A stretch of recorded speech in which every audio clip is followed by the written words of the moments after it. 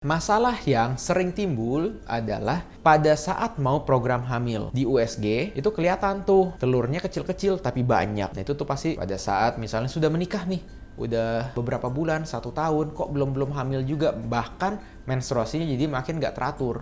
Itu sering banget terjadi. Dok, kalau misalnya PCOS nih, terus saya udah hamil dok, terus gampang nggak sih keguguran?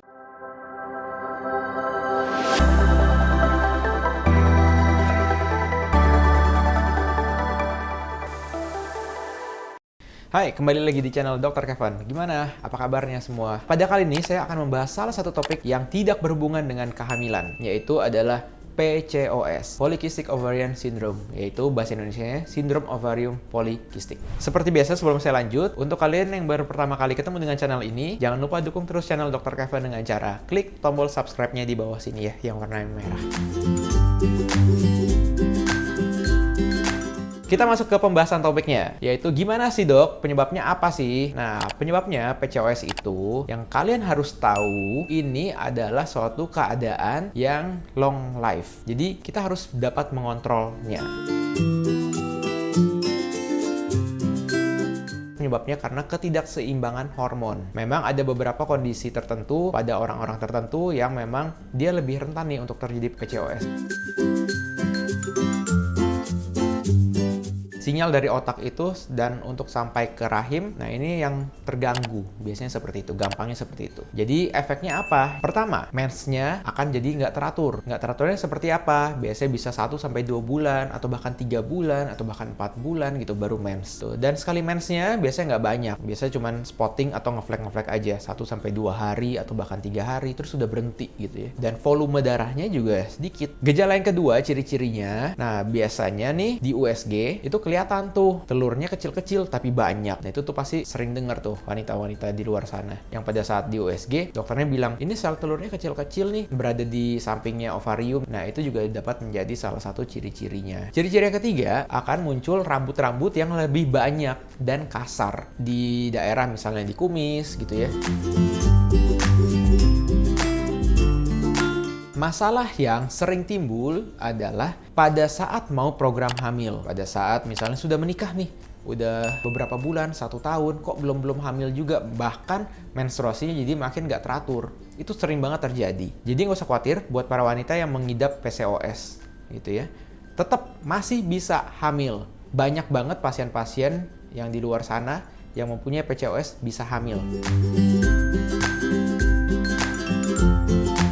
Dok, kalau misalnya PCOS nih, terus saya udah hamil dok, terus gampang nggak sih keguguran? Nggak usah khawatir, keguguran itu tidak hanya disebabkan oleh PCOS dan tidak ada hubungannya misalnya karena PCOS terus dia jadi gampang keguguran gitu ya. Jadi kalau misalnya sudah hamil, yang terpenting adalah langsung kontrol ke dokter kandungannya. Karena PCOS ini ada dalam tubuh kita gitu ya, itu akan mempengaruhi semua hormon gitu. Jadi metabolisme juga akan berubah. Jadi misalnya yang dulunya nggak ada kencing manis, tiba-tiba bisa muncul kencing manis dalam kehamilan, itu juga bisa. Jadi PCOS ini kayak lingkaran setan nih sama diabetes atau misalnya sama orang-orang obesitas. Obesitas menyebabkan PCOS dan sebaliknya PCOS juga bisa menyebabkan obesitas gitu. Atau misalnya yang dulunya kencing manis bisa menyebabkan PCOS atau PCOS bisa menyebabkan juga kencing manis. Nah itu juga yang harus dijaga. Jadi pentingnya kalau misalnya sudah hamil langsung periksakan ya ke dokter kandungannya.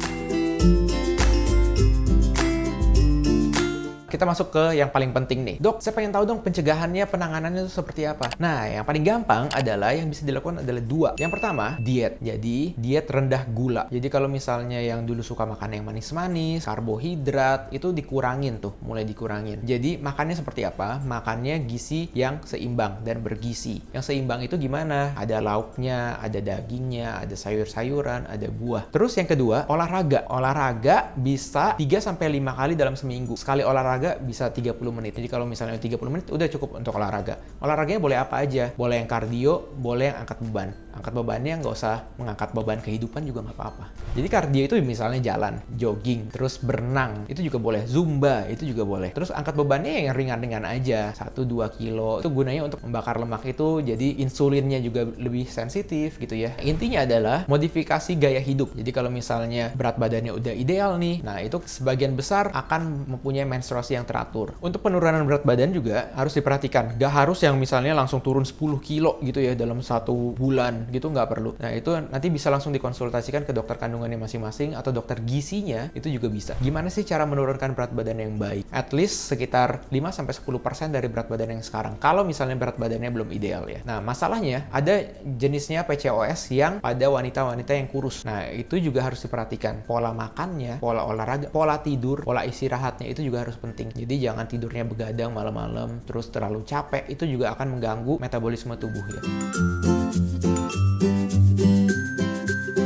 Kembali lagi ke makanan nutrisi. Jadi kalau misalnya tadi yang diet rendah gula, itu semuanya harus dikurangin ya. Kayak misalnya nasi gitu ya. Nasi boleh diganti jadi nasi merah, tapi ingat porsinya ya. Pada intinya adalah kurangin yang manis-manis, dan minum juga kurangin yang manis-manis. Cukup liatin yang manis-manis. Ya, oke, sekian konten Dr. Kevin kali ini. Sekian materi dari PCOS. Kalau misalnya buat teman-teman, buat kalian-kalian semua, buat moms yang ingin bertanya-tanya seputar PCOS, juga bisa tulis komentar di bawah, atau misalnya bisa tanya-tanya ke IG Story yang akan diadakan setiap Senin dan Kamis. Itu adalah sesi Q&A ya. Dan jangan lupa like, komen, dan subscribe. Juga share ke teman-teman lainnya supaya video ini dapat tersebar luas dan bermanfaat. Saya Dr. Kevin, until tomorrow and stay healthy.